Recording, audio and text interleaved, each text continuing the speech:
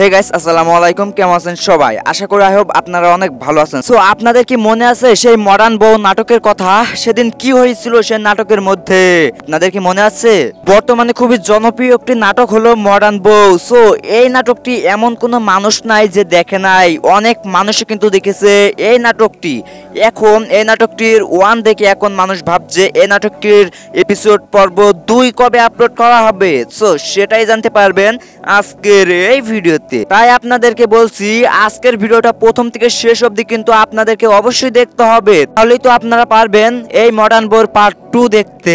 বর্তমানে খুবই জনপ্রিয় একটি নাটক হলো মডার্ন বউ। তো মডার্ন বউর পার্ট 2 দেখার জন্য অধীর আগ্রহে কিন্তু বসে রয়েছে লক্ষ কোটি মানুষ।